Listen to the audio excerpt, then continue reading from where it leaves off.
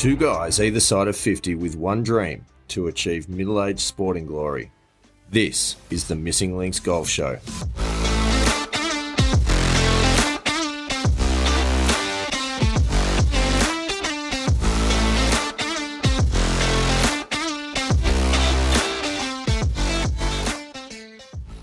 Pilgrims, welcome back to the Missing Links Golf Show. I'm Steve Hinks and I'm joined by Andy Walker.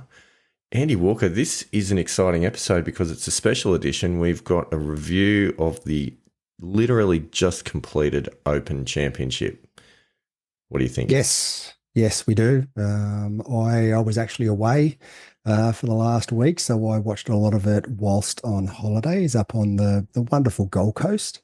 Nice. Of Australia. Yeah, it was a really good trip, and I know that in our last episode I was talking about maybe sort of pacing myself, and because I'd put on a few kilos, and that didn't happen. So I did put on a couple of kilos while I was away, and still blowing out. This is so good. Still great blowing to hear. out. So yeah, it's I've made a bit of a decision that I really need to get my health and lifestyle back on track. So it's just gone off the rails in the second half of this year. I don't know what's going on.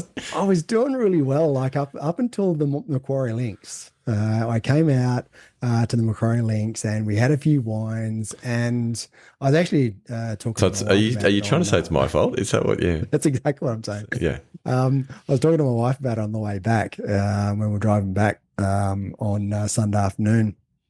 And I was talking that it all sort of fell in a heap on from the Macquarie Cup at Easter. And she said, well, you know that I went out there too and I drank and I ate a lot, that I actually stopped when we came back home again. And you didn't. And I went, yeah, that's a good point. Oh, that's so anyway, good.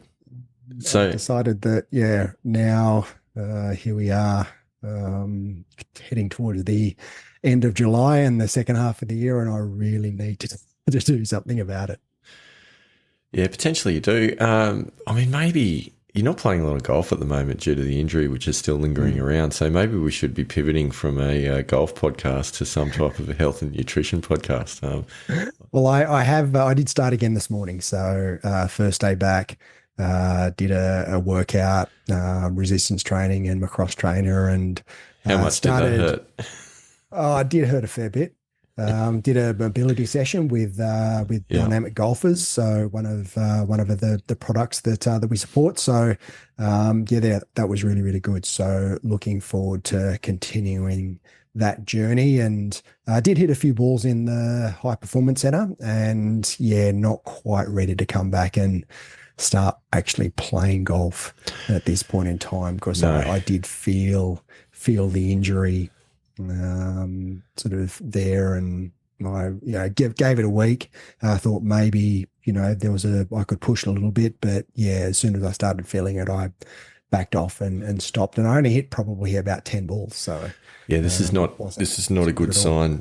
This is not a good sign for your prospects for the month of July in Missing Links Golf Show Yearly Championship. I'm feeling quite confident, and I'm glad that I didn't extend myself too much with that round that we've been through, albeit there has been another round of golf played over the weekend, but we're not talking about that tonight. We're going to save that for our next episode, because tonight we are here to talk about the Open Championship. Andy Walker, what I like to call the triumph at Troon.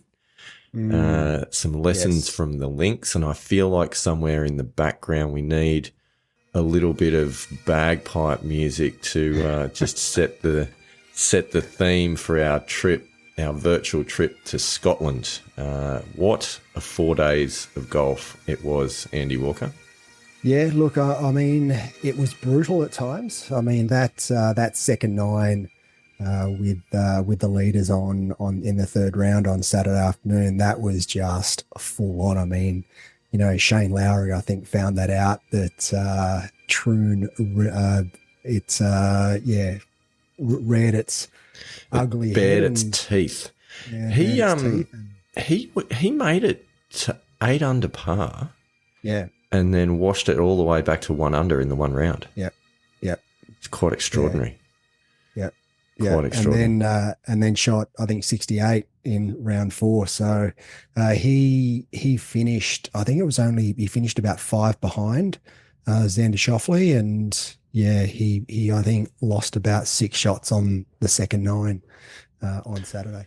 Yeah, Saturday was brutal. That weather was something else, and like I feel like it had everything, this tournament, for a major, for the last major of the year.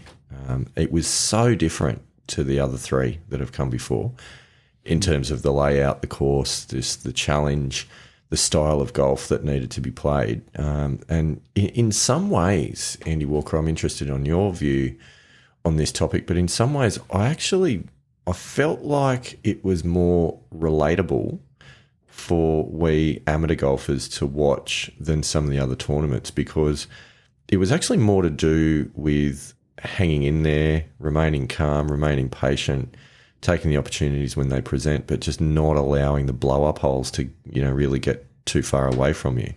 And we'll obviously talk a lot more about Xander Schauffele's performance, but the stat that I was actually really interested in with Xander's performance is he was one of the best. I think he was 3rd in the field at like double bogey or worse avoidance for the week. Yep. Which I think is actually a really, really critical statistic in a round of golf, or 4 rounds of golf at a place like Troon when the wind is blowing and the rain's falling. Well, I think that's just majors in general. I mean, you look at the US Open, and US Open was just all about minimizing your mistakes. I mean, you weren't going to, shoot low, a low score, and you're never going to shoot a low score around Pinehurst, but it was just about minimizing the mistakes. And Troon, I mean, I like the single digit under par. I think that's a really good place, and I think we mentioned that maybe even around the after the US PGA. We talked about what I think is a really good score for a major championship, and 9 under. I think 9 under is perfect. Anywhere between that, Andy Walker, 5 to 9 under is about really good. It was about 2 inches from 10 under. That is true.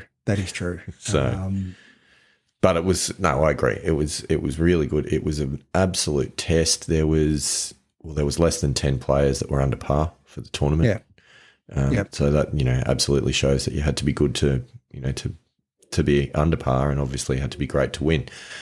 So I don't know, where do you want to start this, Andy Walker? I think one of the themes of the breakdown here that we need to go through is obviously looking at what happened, looking at what transpired, but probably more importantly, looking at what we, and therefore the Pilgrims, can learn out of the experiences that we watched the pros go through over the last 4 days. Well, actually, just bringing it back sort of a step or two, what I would like to do is just go through our predictions from last week. Yes, let's do that. Let's do that. See what where everyone finished. Now, if I can go through yours first. I was listening to this earlier this morning, actually, and I was having a good chuckle about it. Yeah. And the first golfer that you said you thought was a really good chance was Ludwig Aberg. Yeah. Or Oberg. Didn't work out. Ended up 9 over, missed cut. Victor Hovland was your next. It's 10 true. over. Yeah. Missed cut. You did mention Yevgeny Kafelnikov, and he didn't show up.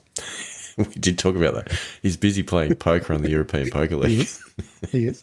On a positive note, you mentioned, the next one you mentioned was you didn't believe that Scotty Scheffler would win. That's true. That's a big tick in the box. That's a big tick. So, I got that one right. You got that one right. Yeah. You thought Rory would actually run away with it. I did. And be the victor. Rory finished plus 11, miscut. I do want to talk about Rory at some point as well in this, because I've got a few thoughts on Rory. Yep.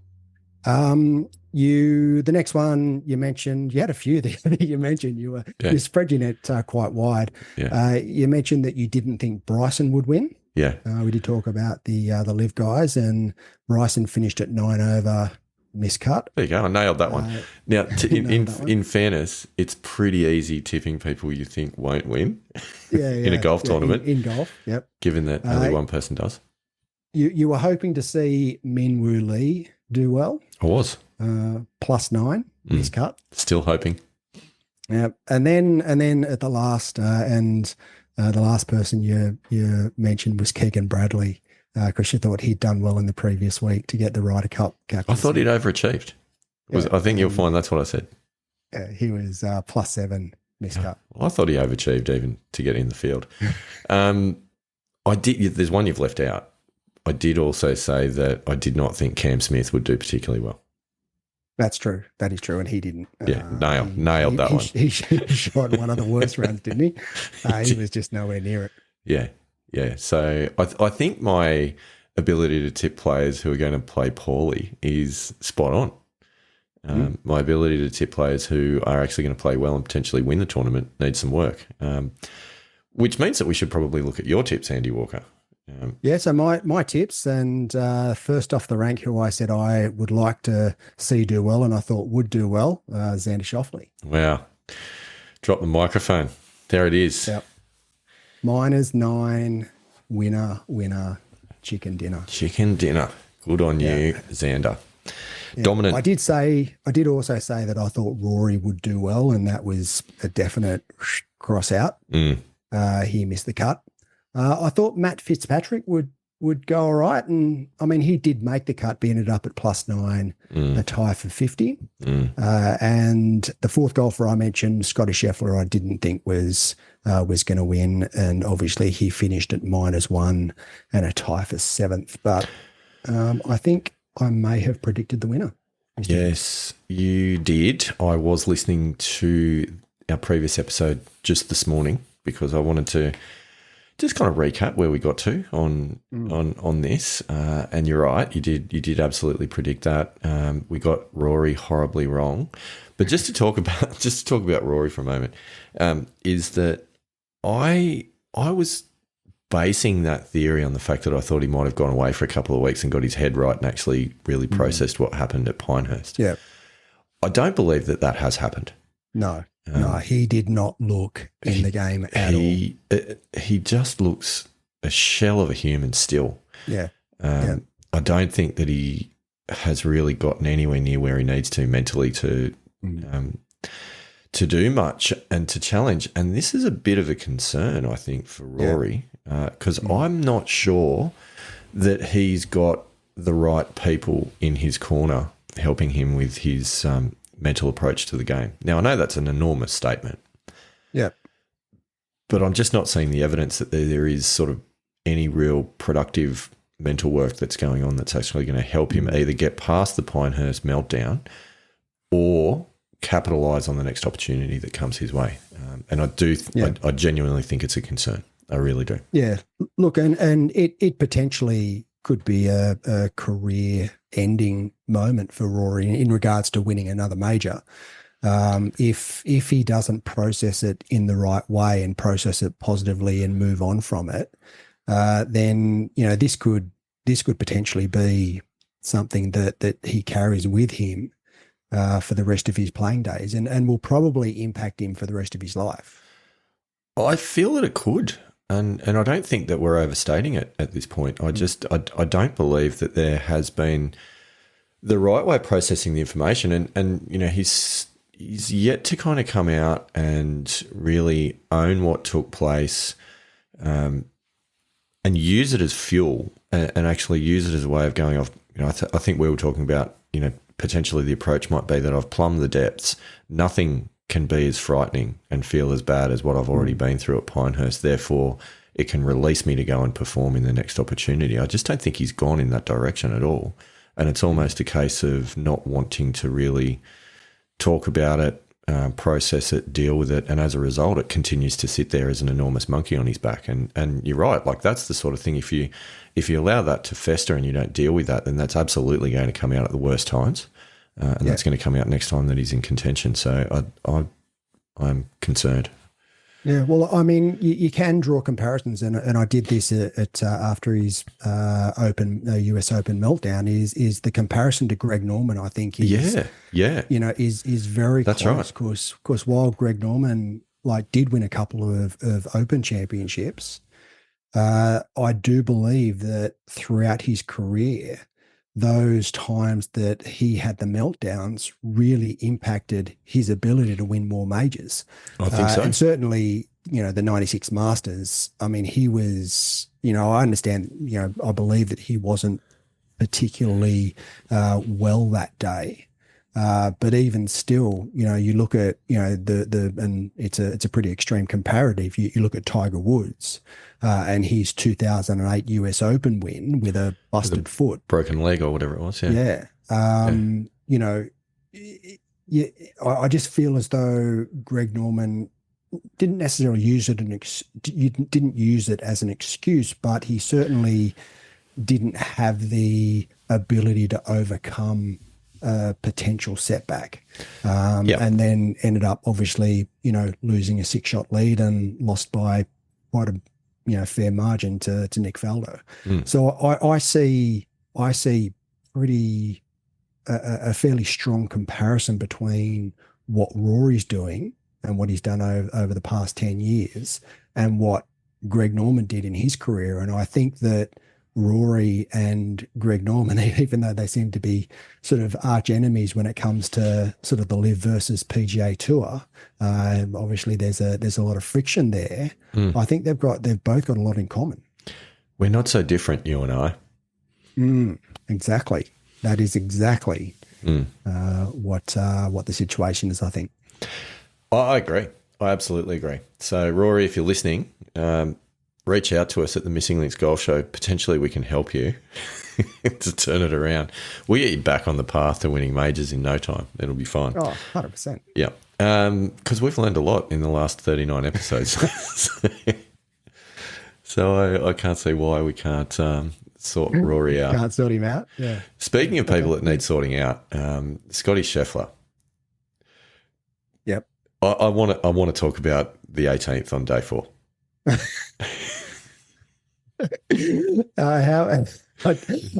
It's really interesting because, and I was giving it some thought today because, again, I've got it in my sort of agenda to chat about, and a bloke who just seems so indestructible at times. Didn't he fall apart though? He's just had some really random stuff happen to him this year. Like, it's just, I don't know. It's from not getting one past it's past the red markers on 18. Yeah, exactly. It ends up in jail at the PGA Championship.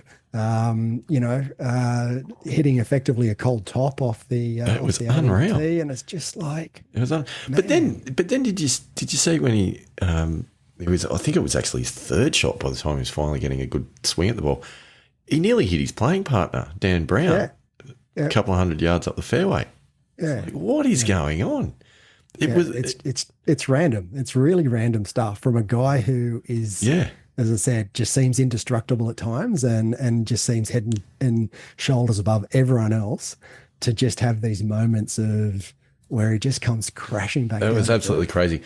Like, of everyone in the field, if you could have taken a poll and said, who in the field do you think is actually going to put on a show that looks like old mate coming up 18 in the Saturday comp at your local club, playing off a 20 or something, it's not Scotty Scheffler, but no, far out, he did a good impression of it. Yeah. Oh, yeah. Phenomenal. But yeah, just really, really random. That's the only way I can describe it, is just, it's random. But not only that, on 9, he was just off the green for 2, and it's not technically a 4-putt because he was just off the green, but he hit it with his putter 4 times to pull a double. Yeah. Like, it's Scotty Scheffler. Yeah. What is going on? So I don't know. Parenthood? Do you think sleep deprivation? Is this what's going on? No, look, I just think it's Scotty Scheffler. I think that he has a, and you look at like last year, 2023, he went through a period where he just missed a whole heap of short putts. And obviously He then did, the media and everyone was sort of piling on. So he has a tendency to do stuff that the weekend hacker does at times.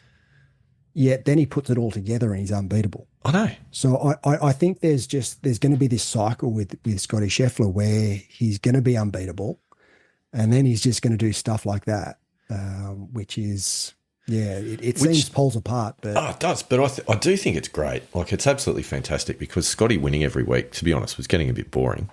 So good on him for bringing out the Saturday afternoon hacker, because that's just made him eminently watchable all over again. Yeah. Yeah, and I still can't get past his footwork. Like some of his footwork over the back nine in the last round, I was looking at just going, wow, like how does he actually make contact? How does he stay upright? Yet he does, and that's his way of doing it. I was reading a piece that he was talking about with in relation to his coach and how his coach just didn't. Apparently, he's always had this, really, random footwork, and his coach didn't change it because apparently Scotty Scheffler, when he tries to stay grounded and have his feet grounded, he said it just feels awful and he can't hit it. So his coach actually didn't try and change his footwork and just worked with other parts of his swing to make it all work and make it all come together. And it just, I mean, that's to me, that's a sign of a really great coach to work with. This is true. A golfer's got and work with their individuality to make the best of what they've got. That works for Scotty Scheffler, and it certainly does. To everyone else, you look at it and go, wow, like that's just, how does he get that to work? But it works for him. No, it certainly does. I mean, I don't think I've ever seen someone certainly so effectively play the game when they walk out on the course not wearing golf spikes but wear a pair of roller skates. It's that's what it seems like sometimes. It's next level. But he also was introducing a new move during the Open, which was the hit the ball, throw the club on the ground maneuver, which I thought was interesting as well. So, bit of dancing with the feet, hit the ball, throw the club over your shoulder onto the ground. It had everything.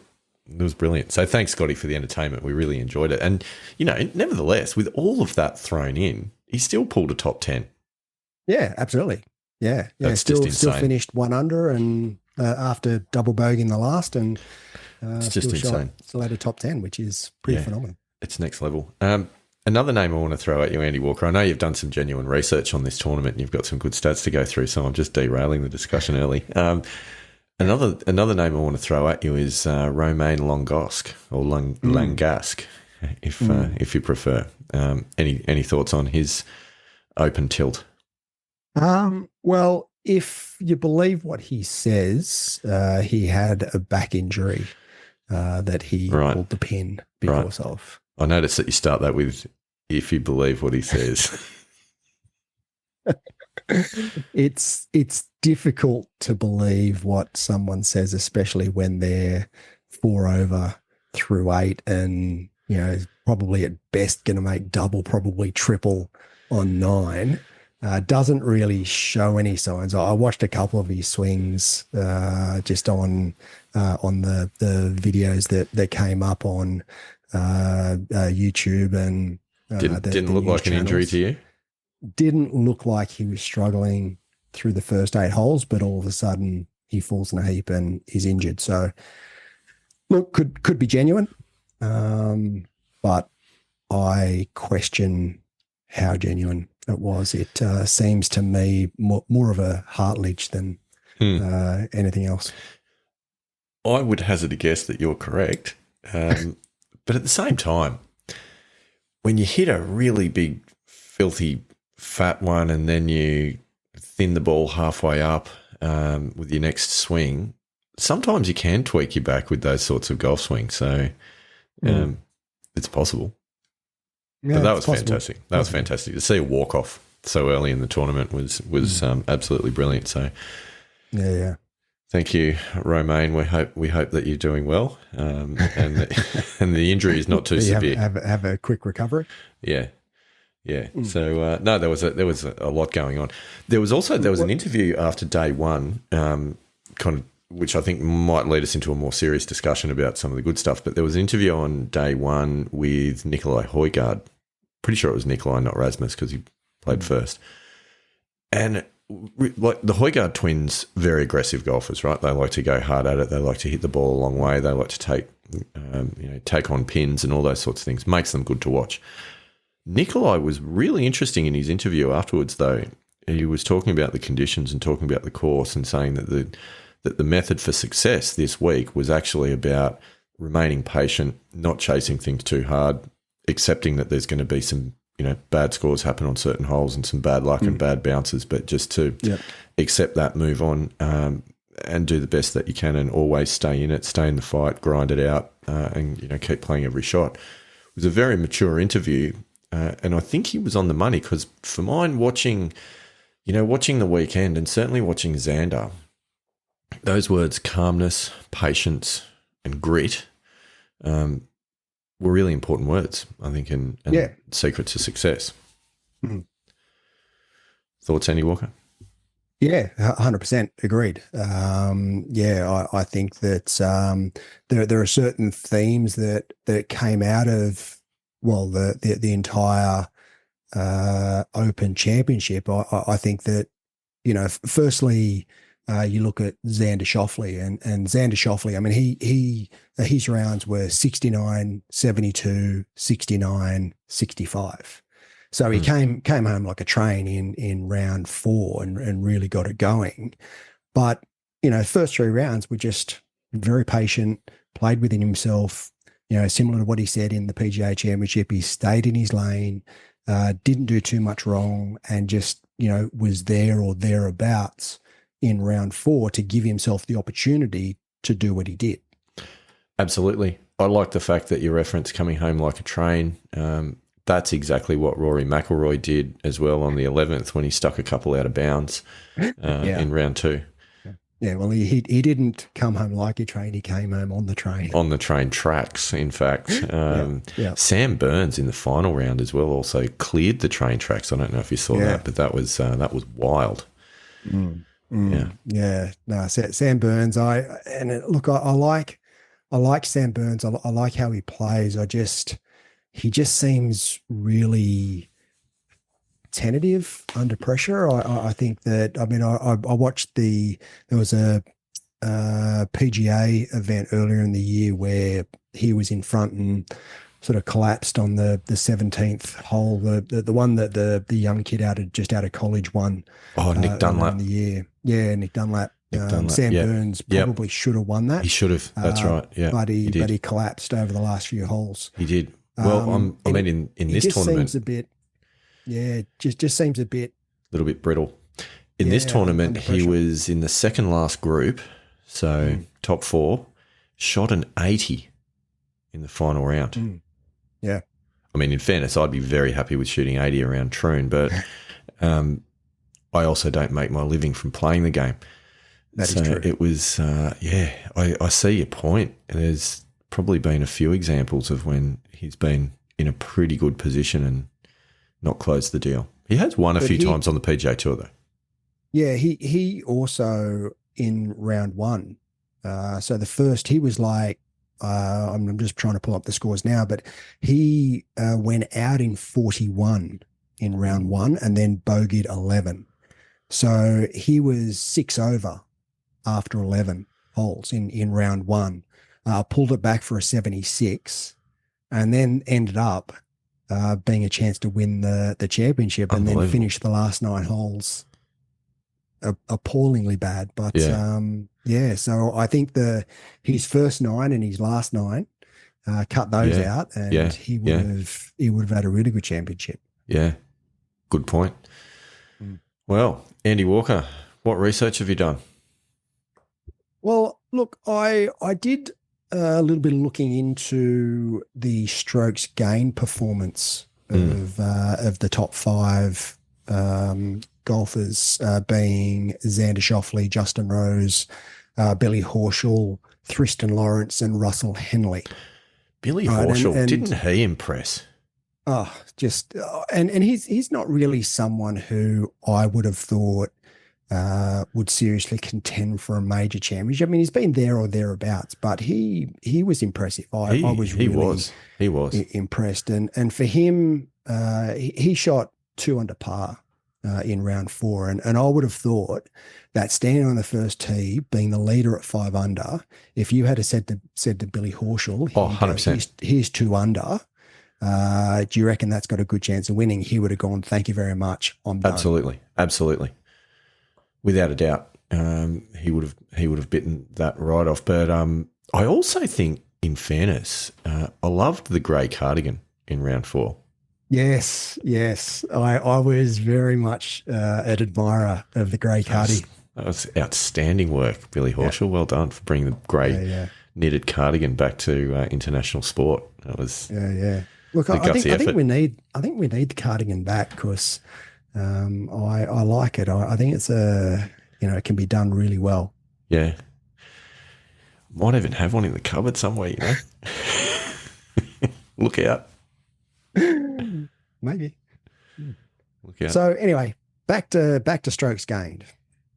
So again, sort of broken down into, and I won't sort of dive into the nitty gritty of each of the categories, but just the summary categories that we look at, which is driving, approach play, short game, and putting. So from a strokes gained perspective, Xander Schauffele, driving, he finished 15th in the field. For strokes gained at a strokes gained of 3.402.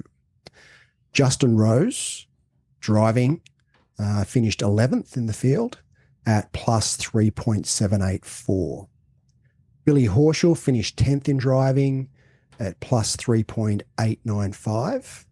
Tristan Lawrence was actually number 1 in driving at plus 6.306. And Russell Henley finished 5th at plus 4.588. Yep. Now, Tristan Lawrence, and I think it is actually a Tristan, even though it's spelt Thriston, Andy Walker. That's what they were pronouncing. They were pronouncing Thriston. Yeah, in the coverage, funky South African name. Nevertheless, I was super impressed with his courage of pulling driver on every par 4 and 5 pretty much. When everyone else is hitting driving irons to say short of the bunkers, he was pumping it out there and, hitting fairways all day long. Really, really good to watch. Liked his style. Yeah. Yeah. And look, I mean, I guess you can take the aggressive approach that he took. However, you look back through history and, that bunker that he hit it into on 18, they called it the Greg Norman bunker because that was the one that he hit his driver into in the playoff and ended up losing to Mark Calcavecchia. Now, that was on my list actually to talk about that shot because he played aggressive, he took driver, hit it into the bunker, stayed aggressive and went for the green from the fairway pot bunker. Great effort. Smoked it straight into the face of the bunker. Yep. And it actually nearly hit him in the head on the way backwards and nearly hit his club on the way through and missed everything and actually popped out the back of the bunker from where he then got up and down for par. Yes. Just what a hole. Yeah. Yeah. Unbelievable. Yeah. Which is not what Greg Norman did. No. But that, I think, that was just entertaining golf, he went for it at every opportunity, still made par. Yeah. Look, I think it's high risk golf. Oh, do you reckon? I don't necessarily think that it's conducive to winning consistently. I mean, look, you look at say, Bryson DeChambeau and he's ultra aggressive and yes, he's won 2 US Opens and that's great. But then you look at his performance, during this past week and not quite up to his US Open performance. And whether it's, there's a little bit of a, sort of lag, from his US Open performance, and he just hasn't sort of quite got his mental focus back, or not. I mean, yeah, I guess you could look at it from that perspective, but I think that when certainly a golf course like Troon, where you've got to be straight, I'm not convinced that taking driver all of the time is the best approach, even though obviously it worked for, well, Tristan Lawrence. I'll call him Tristan. Tristan. We'll just call him Lawrence. Probably easier that way. Call him mate. Old mate. I think it depends on, like, it's your individual strengths and weaknesses as a player, obviously. And I think for him, he probably looks at it and says, I feel more confident with the driver in my hand than I do with the driving iron. Yeah. And I mean, if that's the case, then, then grip it and rip it, like, why not? And he did so very, very well. But you're right, like there's more risk. You're hitting the ball further, and therefore there's more risk of it going offline. And if that happens, you're going to post big numbers. But if it's online, it gives you a big advantage. And, you do on your day, you're probably going to win. On a bad day, you miss the cut. So, I agree that happened with Bryson. But I would also sort of point something out that was, something that I was thinking about whilst watching the coverage. And that is that with all the conversation about distance in the game and rolling the ball back, and we've had a few conversations about this, and obviously Sarshay McKenzie added a really good perspective to this as well. But with all of this discussion, what we saw at Troon was that no one was able to overpower that course, and people actually, because of the course design, were often not hitting drivers off the tee. And they were, forcing them to lay back into certain positions, and then, of course, longer approaches and a little bit more sort of skill from that perspective. So, I mean, I feel like there's an argument for course design in this whole discussion as well. Yeah, for sure, 100%. And it's not about course design in terms of lengthening the course or anything like that. It's more about the placement of hazards. Those pot bunkers as fairway bunkers, they are genuine hazards. Yeah, that's you cost a shot. Can't go for the green. Yeah, it's effectively one shot, because you've either got to play sideways, backwards, or hit a wedge out 50, 60 yards down the fairway. Yeah.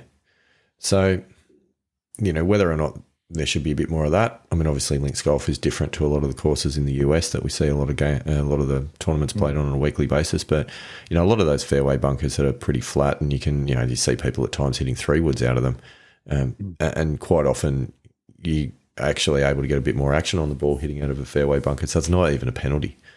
Yeah. So, I don't know. Well, it's interesting because there was a couple of I saw a couple of shots. One was Robert McIntyre on the 18th.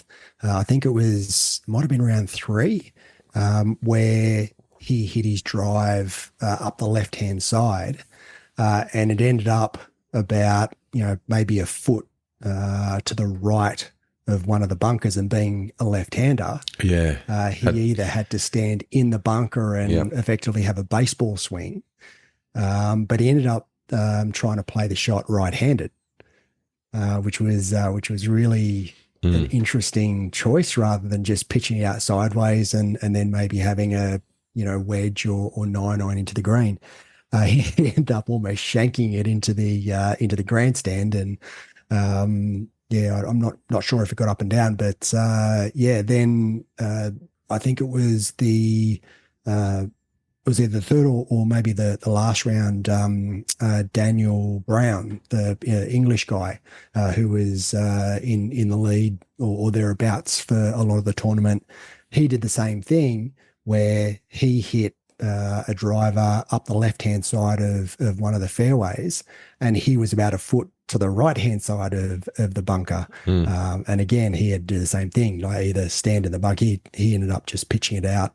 We might have pitched it out backwards, but yeah, he was in a similar position. So you're right, those bunkers are strategically placed to a point where you don't even really have to be in them, and it's a hazard. It's a genuine one-shot penalty hazard. It is.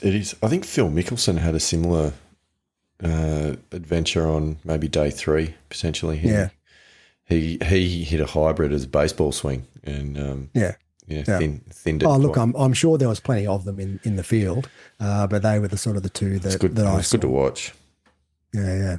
It's definitely good to watch.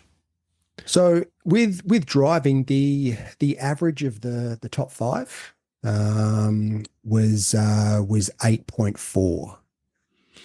So you've got Xander was 15th, Justin Rose 11th, Billy Horschel 10th, Tristan Lawrence first in driving, strokes gained, and Russell Henley 5th. So the average was 8.4. So top 10 for strokes gained with driving for the top 5, which you'd expect. So approach play.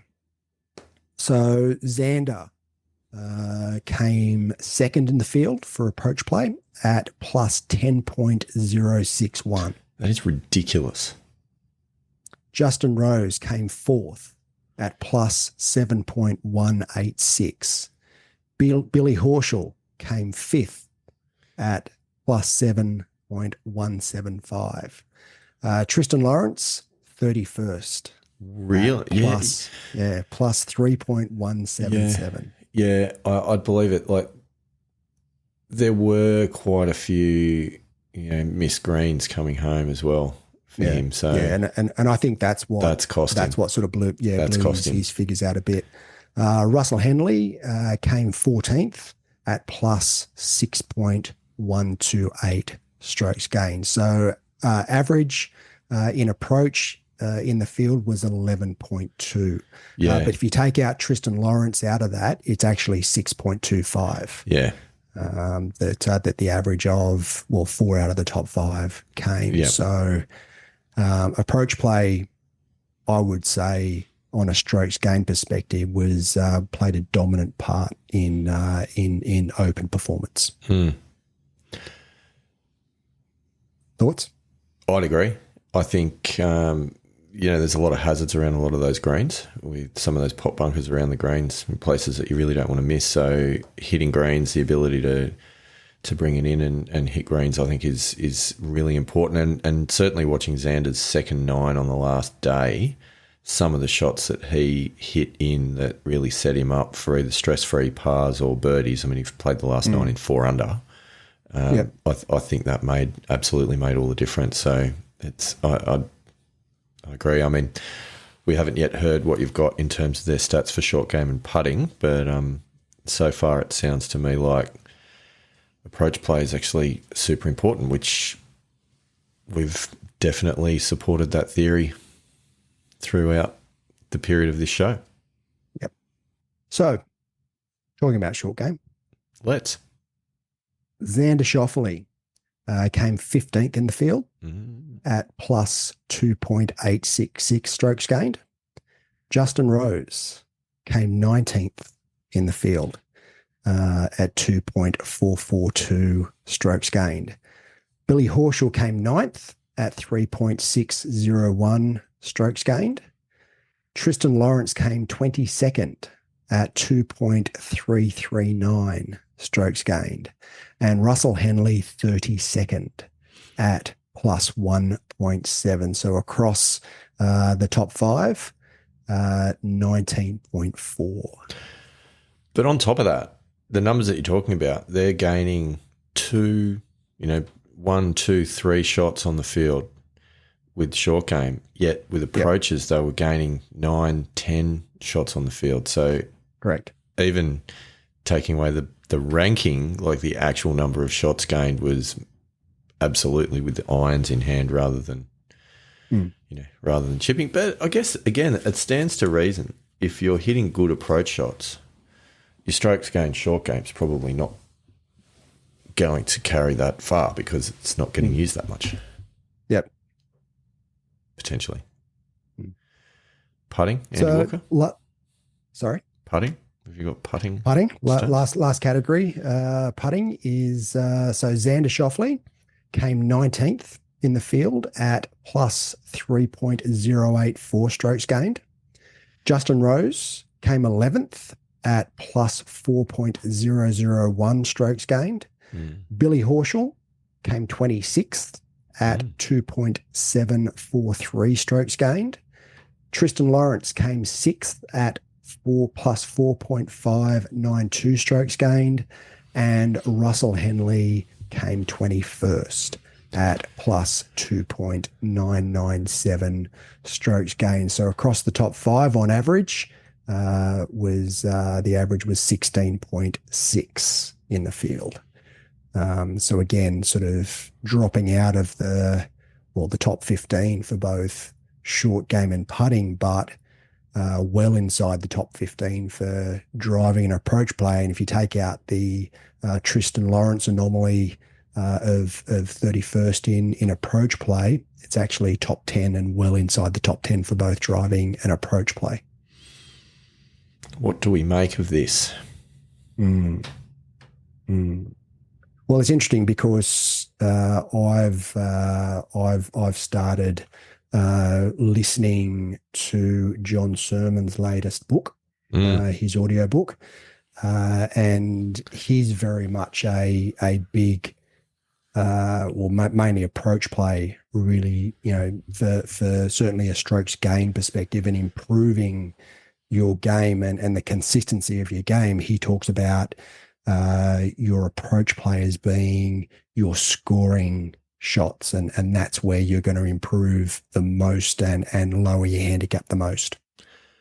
Well, it is. I mean, really, because unless you're driving in the trees and chipping out, like assuming all things considered, assuming that drives are in the fairway or at least giving you a shot at the green, if you're lasering your approaches, you're giving yourself birdie putts. If you're playing really good chip and pitch shots around the green, you're giving yourself par putts. Yep. So the potential for impact on your score is, from a positive perspective, approach play is incredibly important. From the perspective of protecting you from blowing out a score when you've made an error, that's where short game, I think, it is really important, because it will enable you to scrap and stay in it. But absolutely, if you want to be winning tournaments, I think you're going to have to be hitting good approaches. You're going to have to be in play off the tee, and you're going to have to be hitting good approaches. Otherwise, you're just making pars.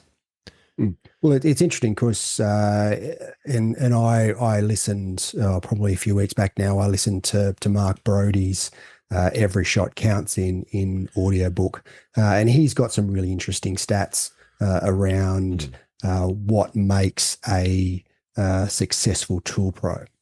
And if you're talking about the best tool pros and the most consistent tool pros, it's all about approach play. Like, yes, driving is important, and that's part of it, but your approach play is your scoring zone. And he said that's Tiger's scoring zone. He was so good at approach play that he put himself, in that zone of being able to score. He then goes on to say the guys that win, they've got their driving and approach play, consistent, but it's when their putting and short game are on, that's when they go on to win. But not necessarily on a week-to-week basis are they at the top of their game with their short game and putting. That all makes complete sense. Absolutely. So I think, again, we're really highlighting conventional wisdom, and you see it all the time in the tips on Facebook pages, is, if you want to get better, practice your short game. It's all within 100 yards. Not untrue, but realistically, if you want that handicap index to drop, you've got to get your ball striking under control. Yeah, and that's what it seems to me in starting to delve into, or get an understanding of what strokes gained is, and just the insights that strokes gain gives you into what the strengths of your game is and where you're performing. To me, it seems really obvious that driving, and more specifically approach play, is really your scoring zones. and getting the ball in play off the tee and getting it to within, a reasonable vicinity, either on the green or around the green, Yeah. rather than, hitting out of bounds or, hitting it into hazards. I mean, you can lose a lot more shots from tee to green than what you can either around the green or on the green. So if if you've got the focus of improving that part of your game, that's going to deliver the most benefits, and you're going to improve your game a lot more with those aspects of your game. I mean, the problem is that also that probably takes the most amount of time. Swing changes and developing and improving your swing takes an enormous amount of time, whereas short game and putting, tends to be the low hanging fruit where you can improve your short game and putting quite quickly and take some shots off. But to deliver the big gains, that's where you need to drive the ball well and have your approach play zoned in. So just on that, right? Like, I know my personal journey from, say, mid to low teens, or actually mid to high teens, but in more recent times, say mid to low teens to single digits. The thing that's driven that has been ball striking improvement. We've been through this. We've looked at the improvement on strokes gained stats on approaches, and I think I've gone from losing 5 to 8 shots around on approaches to now it's down at around 2. And that's been the difference. Everything else hasn't changed that much. The short game stats haven't really changed that much. Driving stats haven't changed that much, but approach play has changed a lot. But the point that I kind of really want to come to is what you're talking about. It's the one that takes the longest time to change and to fix. I don't know that it takes as long as actually quite often what people think. I guess it depends on what your issue is that you're dealing with. But there's a difference between fixing swing flaws, which, sure, for someone hitting banana slices or duck hooking or whatever, that's probably necessary.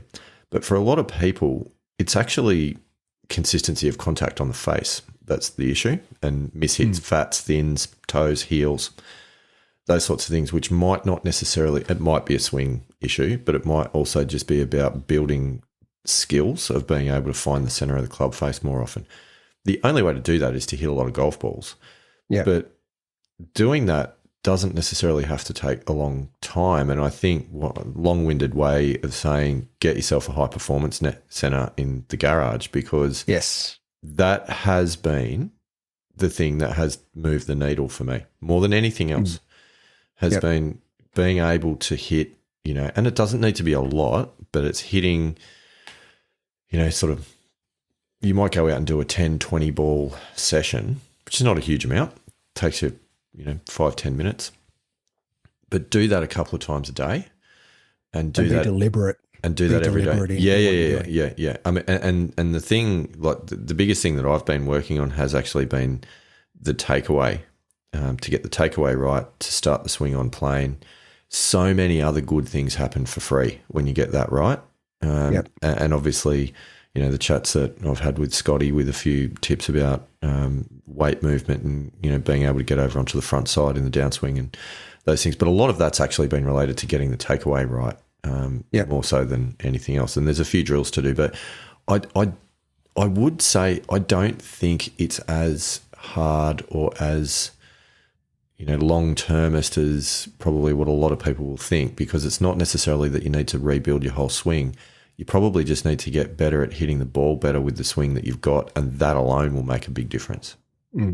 Yeah. Look, I think to make genuine improvements in a swing, and we're talking about, you've over the last couple of years have made, effectively a 10-shot improvement in your handicap. Yeah. Right.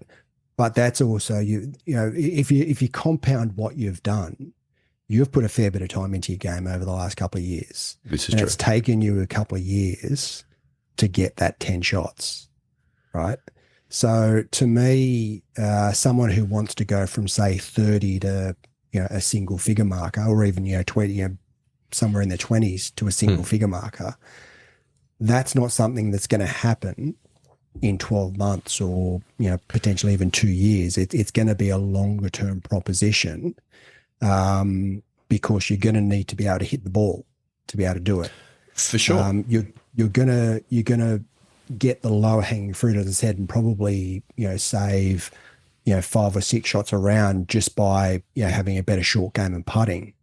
But the big gains, I think that's, where, you're going to have to spend a fair bit of time doing it and potentially get a swing coach and, make some swing changes. And that's where that compounding effect of spending 10, 15 minutes at a time, hitting balls into a net is going to really pay dividends. But again, it's consistent effort that compounds over a period of time. So I think maybe you underestimate how much time you've put in over the last couple of years. Oh, I know there's been quite a lot, because I've also genuinely wanted to improve. And I think that's another thing as well. It's nice to think that experiencing some improvement would be nice, but that's a different mindset to saying I genuinely want to attempt to improve and I genuinely want to go out and find ways to improve and I want to try and, move the needle on Saturday comps and not just turn up and, have a hit and giggle and have a good time, but actually to pursue improvement. And that doesn't mean that you don't have a good time and it's not fun and you can't muck around and have a good chat with your mates. It's not about being super serious, but it's actually just about in the moments when you want to hit your shot, take your shot seriously, think about it, do all of those things, think box, play box, etc. But I think setting out with the intent, you talk about the deliberate practice and doing things deliberately. I agree with that. And I think that stems from setting out with intent, having a goal that you want to try and achieve, trying to figure out a way of doing it. And if you do that, then I think you can actually achieve a lot more than probably what people think that they are capable of, I guess is the message. Because I think there's a lot of golfers that will go, I'm a 15 handicapper or I'm a 20 handicapper or I'm a 10 handicapper, whatever the number is. And we've talked about this before, that the self-perception actually starts to really lock in with that and identify as that, and that really limits the ability to improve beyond that. Understanding that handicap number should really just be transient and a reflection of where you're at that particular point in time. Working towards goals of improvement. And I think the other lesson that I've learned as well is not working towards goals of improvement of what your handicap is, but it's actually working towards goals of improvement of genuinely becoming a better golfer and building golf skills. Yeah. And then the other 100%. Will flow from that. Yes. Yeah. And you're 100% right in that golf is really about you against yourself, and becoming better in your own processes, becoming just, a little bit better each day in what you do and how you go about it. And you're right, the outcome will then take care of itself. And if you can just make those little marginal gains here and there, again, talk about compounding. Compounding is a great concept.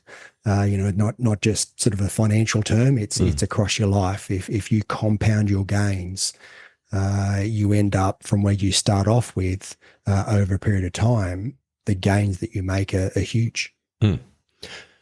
So on that topic, if we veer back to the Open Championship, which is what we're supposed to be talking about. Yeah.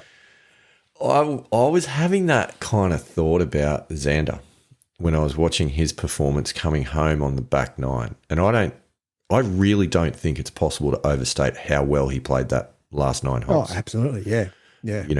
To go with the championship on the line, and I think he was 2 shots off the lead with 9 to play. To play that in 4 under and win the tournament by 2, at a place like Troon, with all of the pressure that's sitting there on that, is just extraordinary. But more importantly, when we're talking about that sort of self-perception piece, I think having won the PGA has given him that degree of self-belief and that calmness in that situation that I don't think he would have closed that deal had he have not already won the PGA earlier in the year. That monkey's off the back of when's this great golfer ever going to win a major. He's got one now. He knows he can do it.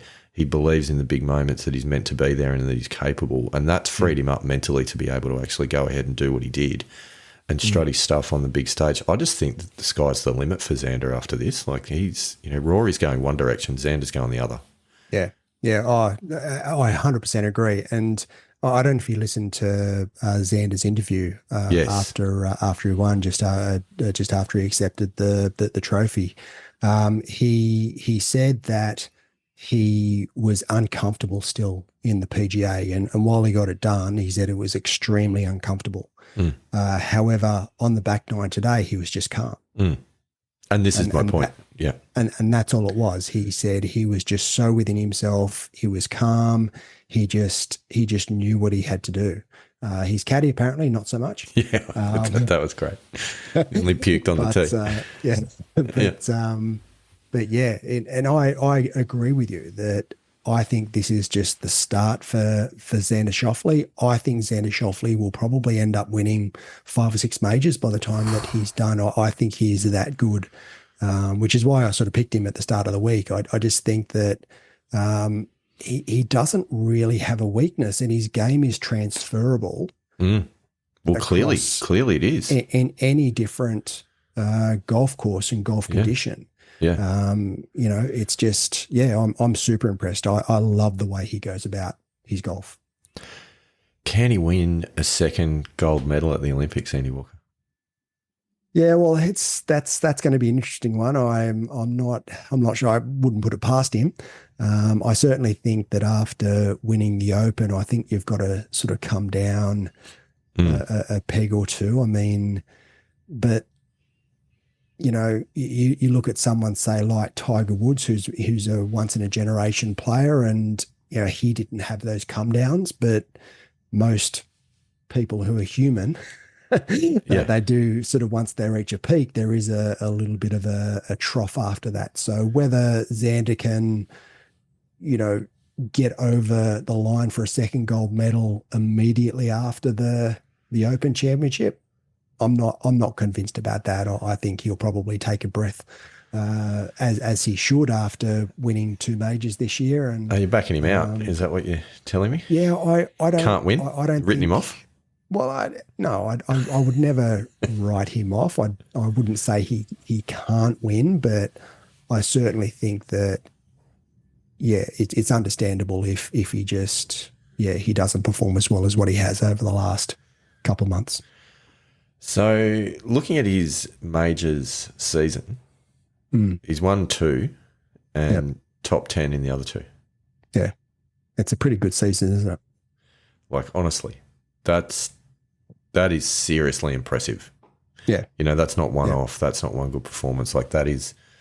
But you look at his major performance, over the last. It's always been good. 7 or 8 years, and his major performance has been phenomenal. It's actually quite surprising he hasn't won prior to this. I feel like a lot of people have been saying that. Yeah. Well, that's pretty much par for the course, and that monkey that was on his back before the PGA Championship. However, you're right. I think that this will open the floodgates up, and he's got 2. Wouldn't surprise me if he ends up being 5 or 6, and wouldn't surprise me if he's our next Slam, all 4 majors. Well, I was going to ask you this question: who wins the Slam first? Xander. I haven't given you the other options. I think you know where I'm going. Here's my choice. Rory? It ain't going to be Rory. Go on. Jordan Spieth? Yeah. No. Scotty Scheffler? No. Which one does Scotty not win? I think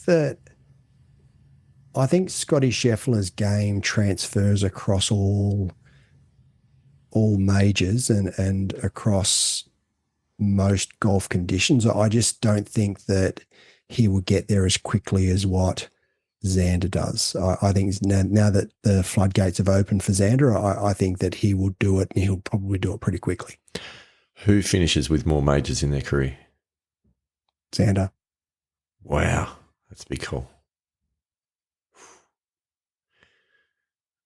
Okay.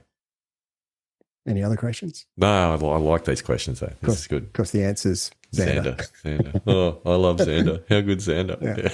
Yeah. There's no man crush there at all. No, not at all. Well, yeah, on his golf game anyway. Anyway, I mean, it's fine. You hit it here first. There's a couple of other things I've got on my list that I want to ask you about. John Rahm showed some glimpses. Yeah, he did. He did. I certainly think that, and I know, there's been a lot of live bashing over the last couple of years, but not on this show, Andy Walker. Not on the Missing Links Golf Show. There hasn't. I certainly think that it's been shown that it's not impossible to win majors, but I think that it's you're putting yourself at a disadvantage to win majors by playing on the live tour. So I think that Rahm not playing, the tournament, the 4-round tournament golf week in, week out, I think that puts him at a disadvantage. And, he's more than capable of winning another major, same as obviously Brooks Koepka and Bryson DeChambeau. They've proved that it's possible.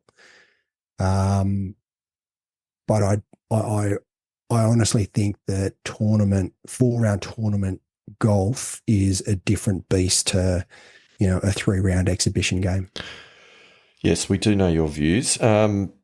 I actually think Rambo's issues, and he had a better showing, obviously, in this tournament than he has in some of the others lately, but I think Rambo's issues are actually swing-related at the moment. Yeah, right. So I'm going to apply my expert opinion to John Rahm, but I don't remember seeing him as laid off in his backswing as what he was this weekend. He's very laid off at the moment. I did notice that. Yeah. I must admit, I don't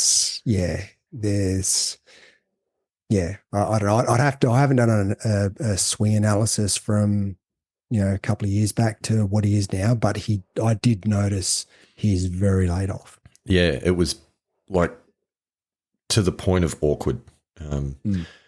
So I can't imagine that something that extreme, like if you're that extreme across the line at the top, there's going to be issues. So I can't imagine that being that laid off at the top is a good thing. So John Rahm, if you're listening, it's all about the positions at the top of the swing. So get yourself a mirror, maybe a bit of video analysis, or reach out to us here at the Missing Links Golf Show. We'll give you a bit of swing coaching. So who knows? We're going to sort out Rory's mindset and John Rahm's swing. Excellent. Other stories I think that came out of the week, Andy Walker, the showing of the Aussies, Adam Scott and Jay Day rolling back the clock. Well, I was hopeful, especially after a few holes of round 4, and with the Aussies, I mean, there was 6 Aussies in the field. 2 made the cut, being Adam Scott and Jason Day. Adam Scott. And again, round 2, he shot 77 in round 2, and that seemed to, he was always sort of fighting an uphill battle after that.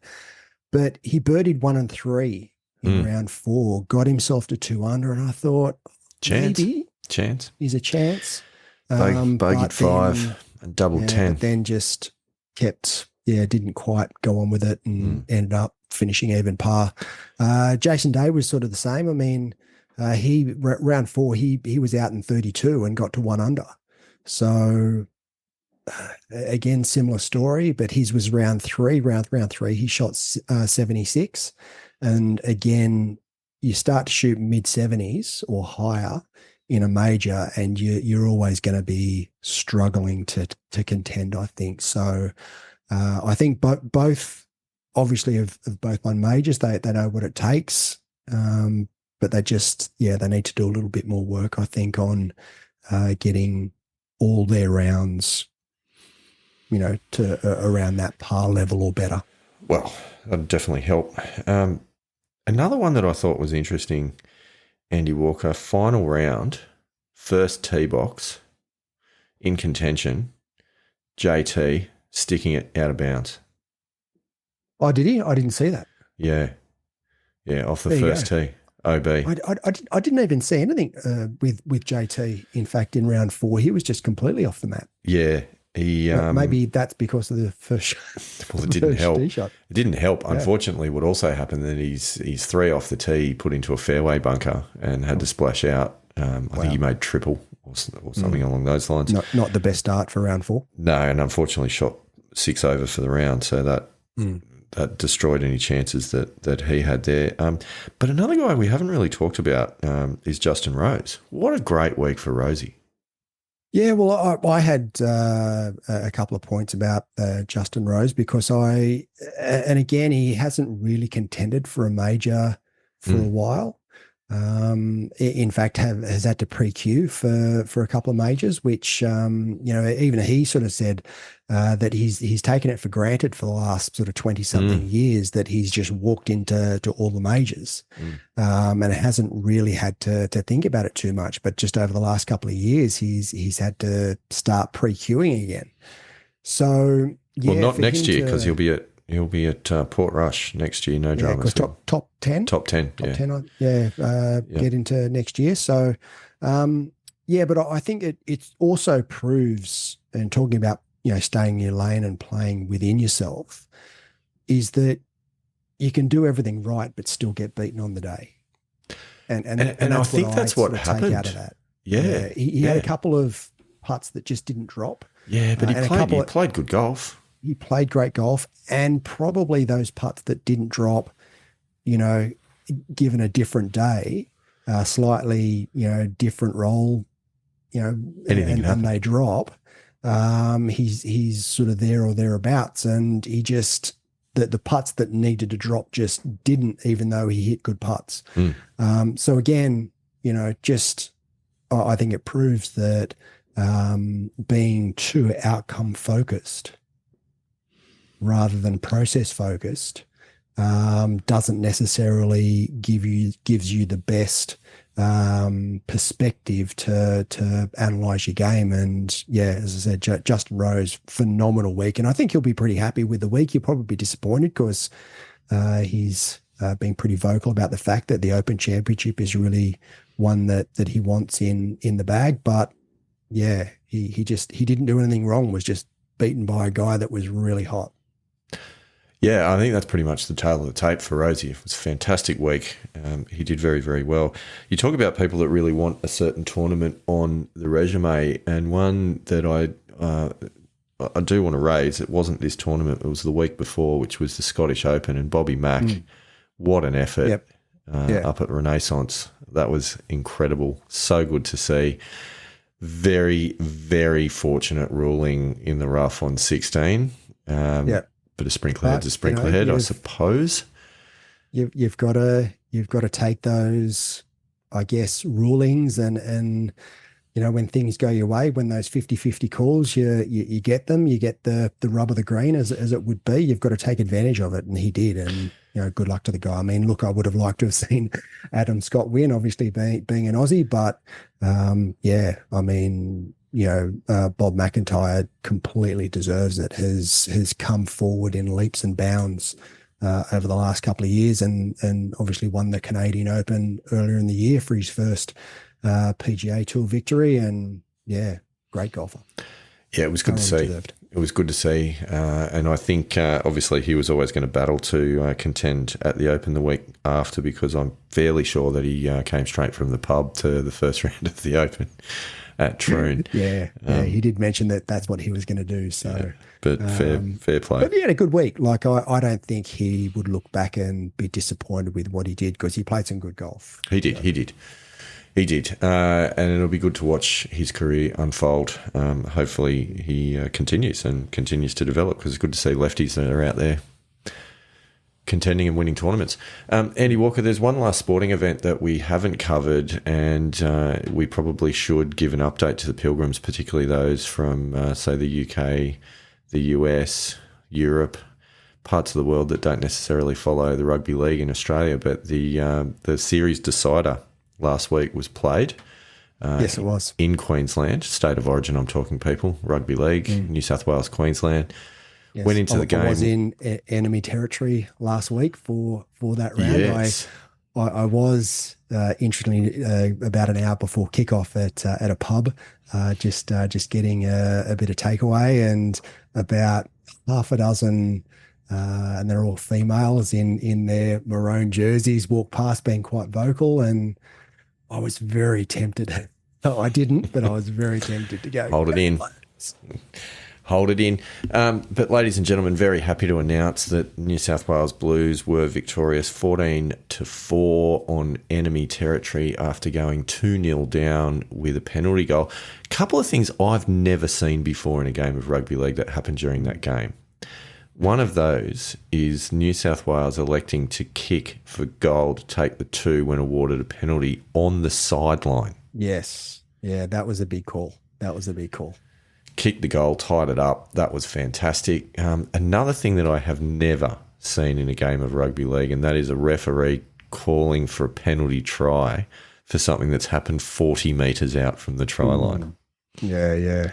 No, that was, a bit of a questionable call, but, sanity prevailed. You got to dot the I's and cross the T's. What about someone from the bench coming in for get involved in a melee and then getting sin binned from the bench, and one of his other mates has to do the sin bin. Can't say I've seen that before either. Was that? Particularly when the entire bench of the other team were already involved in said melee. But let's not split hairs on that fact. No. And the bloke who was it that was the reserve, who was in his suit and tie and got involved as well, and got banished from the field and ejected. Had to sit the rest of the game in the change rooms. Yeah, it was quite something. Great game, fantastic game of footy. And I've got to say, like, all jokes aside, with refereeing and various decisions that were made, it was one of the toughest games of footy I think that I've seen in a long time. Like, that first half was next level. So, no, look, I really like what Madge Maguire has done with the New South Wales team. I think he learnt very quickly after game one. I think his selections in game 2 and 3 were excellent. I always questioned Freddie Fittler's selections over the last couple of years. It seemed to me that he wanted to have his mates in the team rather than the best players for the job that needed to be done. So with that approach, and I agree with you, maybe Freddie Fittler could be a chance for US Ryder Cup captain in the future. maybe. He's got the selection criteria down pat. Not convinced that the nationality is going to fit, but not sure about Freddie's golf knowledge either, to be perfectly honest. But he could pick his mates and get a similar result. Well, and that's coming back to the Ryder Cup, because again, that seemed to be obviously what Zach Johnson did last year, and maybe having Keegan Bradley as captain will just completely eliminate that, and maybe that's part of the strategy. Well, from what I've heard, Keegan Bradley in, and Keegan Bradley's going to go in and go, well, this isn't a mates club anymore. I'm going to put the best players in for the job that needs to be done. That seems to be what he's saying. And from what I've heard, he is very, very open to picking the guys from the Live Tour. Yeah. And so he should. You see the talent in the US team that's on the Live Tour, and why wouldn't you consider those guys if they're eligible? Well, and they are eligible, because at the end of the day, it is not the PGA Tour against Europe. It's the USGA against European golf. Yep. And then, therefore, any bans of PGA Tour or any of those sorts of things is irrelevant in the selection criteria. Now, I can already hear the screams of disagreement from some of the Pilgrims, but, I think deep down, why would you not pick your best players if they are legitimately your best players? And I mean, Bryson having won the US Open, it's hard to argue that he's not in the top. Well, he's got to be a walk-up start. Surely he's got to be a walk-up start. And you'd have to pick Brooks Koepka. I mean, he's just too good to leave out. You know, and then, you know, you come back to the PGA guys, and you've got to have Xander Schauffele in, you've got to have Scotty Scheffler in. Yeah. You've got to have those high performing players in. And then look, I understand, you know, there needs to be a team culture, but the guys have got to be able to perform as well. And that's where I think there is. I think there is a very big difference between a positive team culture and a mates club. Yeah. Very big difference. Yeah. I agree with that. So it's very interesting to see where it goes. Has the European captain been announced? Or is Luke Donald having another run? I'm not sure. After being haven't successful. Really heard too much Pilgrims, about let us know. Europe. Let us know. But yeah, I mean, coming back to rugby league and state of origin, that's what I thought that Brad Fittler's team was over the last couple of years. It was a mates club. It was. It wasn't. That's why Tedesco was being picked at players. fullback instead of Dylan Edwards for the last 3 years. Yeah, and the whole move across to Michael Maguire and what he's done with New South Wales, I think is phenomenal, and he should be the New South Wales coach as long as he wants it. Till he starts losing, and then we'll get someone else. Oh yeah, that's the other option too. Very good. Andy Walker, I think that's been an excellent review of the Open Championship. I think we give an enormous congratulations, Player of the Week, Missing Links Golf Show Player of the Week to Xander Schauffele. I think is a pretty easy decision. And lessons, I think, look, my takeaways out of this is it just reinforces a couple of things. Calmness, patience and grit, but also bad golf can just jump up and bite you from wherever you are. And I think that happened to a lot of people. But, you know, being able to accept that, deal with it and move on, there are probably some good lessons that we can take out of that for our own games. Yeah. And look, for me, you know, ball striking. Oh, Dave McClelland, I hope you're listening. So, yeah, but certainly the approach play, to me, the stats don't lie. And that to me says, you know, an enormous amount of, you know, what you need to perform at well, not just at the highest level, but to your own, you know, whatever to your own best you want to get to. Yeah. Patience again, what you said, and, you know, we talked about Xander, you know, the consistency, you know, over the first 3 rounds to put him in a position where he just, you know, put the foot to the floor and away he went, you know, was almost uncatchable. I also think that, you know, and we just talked about Justin Rose, you can play phenomenally well, but that doesn't necessarily mean that you're always going to win. You can play your best and still lose, and that's part of the acceptance and part of the game, and being able to accept all results. But then I look at someone like Shane Lowry and the fact that in round 3 he's had like 5 over in the second 9 holes, but then able to bounce back and shoot 68 in the last round. You know, that resilience and that ability to just not give in, and I guess grit is probably part of that.